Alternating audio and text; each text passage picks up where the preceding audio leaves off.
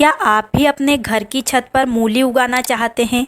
तो आपको कोई भी महंगा गमला खरीदने की या महंगी खाद लाने की कोई ज़रूरत नहीं है, क्योंकि आज की इस वीडियो में मैं आपको एक ऐसा तरीका बताने वाली हूँ जिससे आप अपने घर की बेकार चीज़ों से ही बहुत ही कम मिट्टी में बिना 1 रुपये खर्च किए बहुत ही हरी भरी और ढेर सारी मूली उगा सकते हैं। तो अगर आप सच में सीखना चाहते हैं कि छत पर कम खर्च में मूली कैसे उगाई जाती है, तो इस वीडियो को शुरू से लेके अंत तक पूरा ज़रूर देखिए, क्योंकि इसमें मैं आपको हर छोटी बड़ी बातें बताने वाली हूँ जो आप मूली के पौधे की ग्रोथ को और भी बढ़ा देंगे।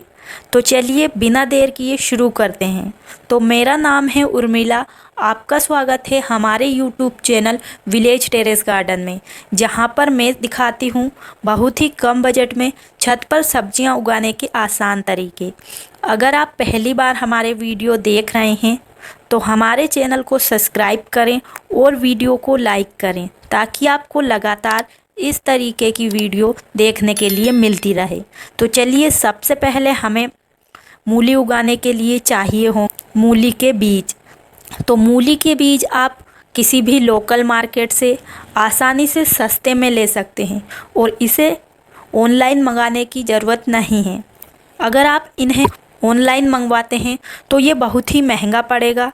तो देखिए, इतने सारे बीज हमें सिर्फ 20 रुपये में मिले हैं। अगर आपके पास घर के बीज हैं तो उन्हें भी आप इस्तेमाल कर सकते हैं। तो देखिए, मैंने इतने सारे मूली के बीज ले लिए हैं। तो आप अपने अनुसार जितने भी आप लगाना चाहते हैं उतने बीज ले सकते हैं। अगर आप चाहते हैं कि मूली बहुत ही जल्दी उगे तो इन बीजों को हमें इस तरीके से किसी भी बर्तन में रखकर 24 घंटे के लिए पानी में भिगोकर रखना है। तो इससे बीज जल्दी अंकुरित हो जाते हैं, या आप चाहें तो इन्हें डायरेक्ट भी लगा सकते हैं।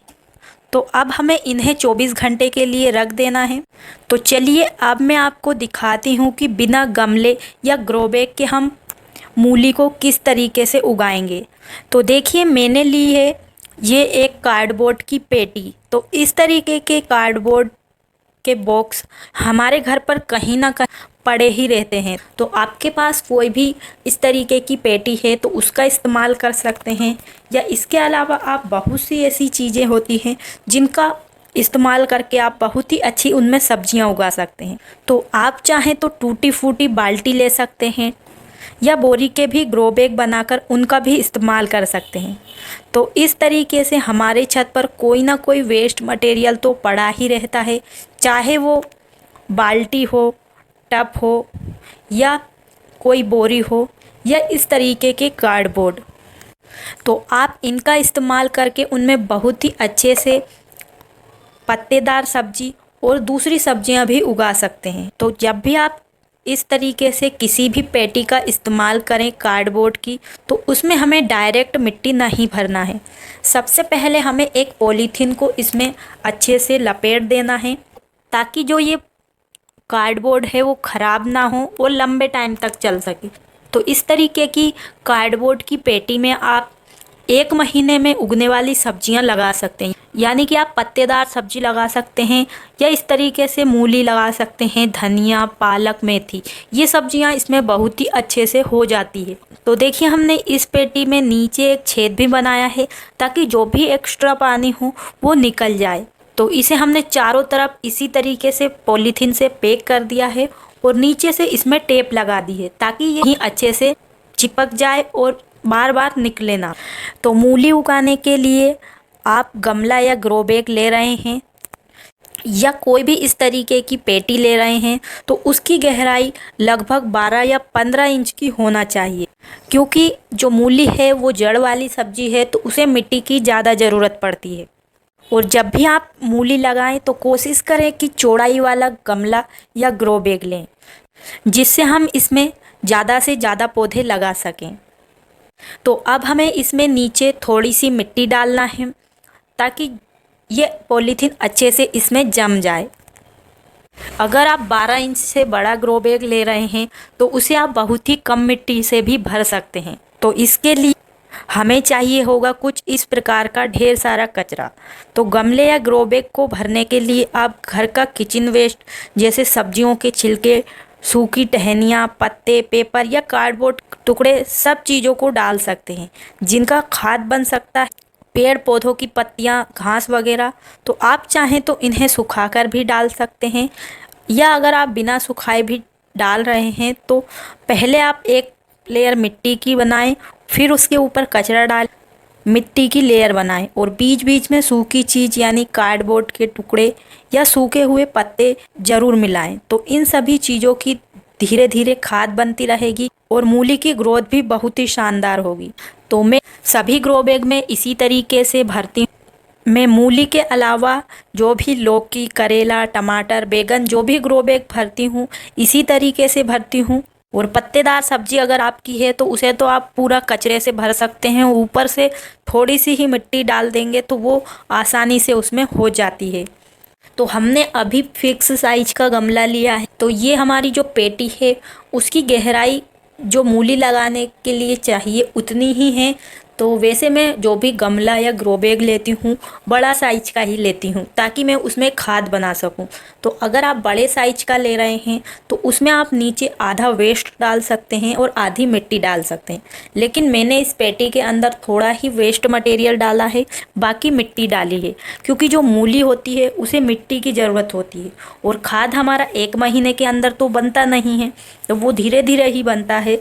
तो अगर आप कम साइज का गमला या ग्रो बैग ले रहे हैं तो उसमें आप फुल मिट्टी भरिए मूली लगाने के लिए। अगर आप बैगन, मिर्च, टमाटर लगाते हैं तो फिर आप आधा कचरा भर सकते हैं, क्योंकि जो बैगन, मिर्च, टमाटर हैं उनकी जड़ें बनती है जो कि नीचे जाती है। इतने समय में जो हमारा कचरा होता है उसका खाद बन जाता है, क्योंकि बैगन, मिर्च, टमाटर का पौधा कोई 1 महीने में हम उसमें से नहीं हटाते हैं, बल्कि वो तो लगभग 2-3 साल तक उसी में चलता है। तो देखिए हमारा ये अब गमला तैयार हो चुका है, लेकिन अब हमें इसे भरना होगा मिट्टी से। तो मूली तो वैसे हम नॉर्मल मिट्टी में भी लगा सकते हैं, लेकिन अगर हमें और भी अच्छी ग्रोथ चाहिए, अच्छी मूली चाहिए, तो हमें इसके लिए मिट्टी में कुछ ऐसी चीज़ें मिलाना होती है जो कि पौधे को अच्छा खाद दे। तो ये सभी खाद हमारे घर पर हमें बिल्कुल कम बजट में या बहुत सारी चीज़ें तो फ्री में ही मिल जाएगी। तो चलिए अब हम मूली लगाने के लिए अच्छी मिट्टी तैयार करते हैं। तो अगर आपकी मिट्टी नई है, पहले से कोई भी खाद आपने नहीं मिलाई है, तो आप लगभग 30 से 40% गोबर की खाद या कोई भी दूसरी खाद मिला सकते हैं। तो हम हर ग्रो बैग में पौधा लगाते हैं तो उसके साथ खाद भी बनाते हैं और उस खाद को फिर हम उसी मिट्टी के अंदर अच्छे से पूरा ही मिक्स कर देते हैं। तो हमें अलग से इसमें खाद मिलाने की ज़रूरत नहीं पड़ती है। फिर भी हम इसमें 10% गोबर की खाद मिलाएंगे और अब हम इसमें मिलाएंगे हल्दी पाउडर। तो आपको 1 चम्मच हल्दी पाउडर मिला लेना है और लकड़ी की राख या कंडे की राख भी आप मिक्स कर सकते हैं। तो राख से हमारी मिट्टी के अंदर कोई भी फंगस या कीड़े वगैरह नहीं लगते हैं। साथ में हम चूना डालेंगे। तो चूना आप चौक वाला भी ले सकते हैं या दीवार पर जो पुताई में काम आता है उसे भी ले सकते हैं। यह जो खाने वाला चूना आता है, 1 रुपए की पॉलीथीन मिलती है, उसमें भी ढेर सारा चूना होता है, तो आप उसे भी ले सकते हैं। तो 10 किलो मिट्टी में आप आधा या 1 चम्मच चूना मिला सकते हैं और आप इस मिट्टी में डाल सकते हैं चाय पत्ती। ये चाय पत्ती बची हुई है जो चाय बनने के बाद बचती है, तो उसे हमें धोकर धूप में अच्छे से 1 दिन सुखा लेना है। इसके बाद किसी भी डिब्बे में भरकर आप इसे स्टोर कर सकते हैं। जब भी मिट्टी बनाए तो उसे आप आधा या 1 चम्मच डाल सकते हैं। तो इसे डालने से पत्तियां बहुत ही ज़्यादा चमकदार होगी, हरी भरी होगी और हमारा पौधा बहुत ही अच्छे तरीके से बढ़ता है। और अगर आप नीम खरीद कर इस्तेमाल नहीं करते हैं तो मिट्टी में आप इस तरीके से फ्री के नीम के पत्तों को सुखाकर रख लीजिए और इस तरीके से आप मिट्टी में मिला सकते हैं। तो इससे कीड़े हमारी मिट्टी के अंदर नहीं लगेंगे। तो इन सभी चीज़ों को डालने के बाद मिट्टी में इन्हें हमें अच्छी तरीके से मिक्स करना है और ये सभी चीज़ें फ्री या कम बजट में हमें मिल जाती है और मिट्टी को ये कीड़ों से भी बचाती है, साथ में सभी खाद की पूर्ति करती है और हाँ, अगर आपने पहले भी मिट्टी को इस्तेमाल किया है और गमले से बाहर निकाला है तो उसे आपको एक दिन अच्छे से धूप में सुखा लेना है। फिर इन सभी चीज़ों को अच्छे से मिट्टी के अंदर मिक्स करना है, जिससे पुराने जो भी पौधे हमने लगाए थे वह फंगस वगैरह या कीड़े कुछ भी होंगे तो धूप के कारण सब खत्म हो जाएंगे और हमारी मिट्टी फिर से बहुत अच्छी हो जाएगी। तो चलिए, अब हमारी मिट्टी तैयार है। तो अब हमें इस मिट्टी को गमले या ग्रो बैग, कार्डबोर्ड की पेटी में अच्छे से भर लेना है। तो हमें एकदम ही पूरी मिट्टी को नहीं भरना है, थोड़ी थोड़ी मिट्टी करके हमें इस तरीके से अच्छे से इस पर डाल देना है। तो जब आप इस तरीके से अच्छे से ग्रो बैग या गमले में मिट्टी भर दें तो उसके बाद हमें इसमें पानी डालना है। तो पानी आपको स्प्रे बोतल से ही देना है। मिट्टी में पानी डालने के 10 या 15 मिनट बाद आप अगले दिन भी इसमें बीज लगा सकते हैं। तो देखिए, ये है हमारे वो बीज जिन्हें हमने पानी में भिगोकर 24 घंटे के लिए रखे थे। तो आप देख सकते हैं कि जो भी बीज खराब होंगे वो पानी में ऊपर तैरेंगे और कुछ नीचे पानी में बैठ जाएंगे। तो जो बीज हमारे अच्छे होते हैं वो नीचे ही रहते हैं, बाकी जो बीज ऊपर तैरते हैं वो खराब बीज होते हैं, वो उगते नहीं हैं। तो आप चाहें तो बीज की पहचान भी इस तरीके से कर सकते हैं कि कौन सा बीज उगेगा या नहीं उगेगा। लेकिन हम जब शुरू में इसमें पानी डालते हैं तो सभी बीज तैरने लगते हैं, लेकिन जैसे जैसे ये रखे रहते हैं 24 घंटे तो जो भी अच्छे बीज होते हैं वो नीचे बैठ जाते हैं और जो ख़राब बीज होते हैं वो पानी के ऊपर तैरते रहते हैं। तो चलिए, अब हम इन बीजों को लगाते हैं।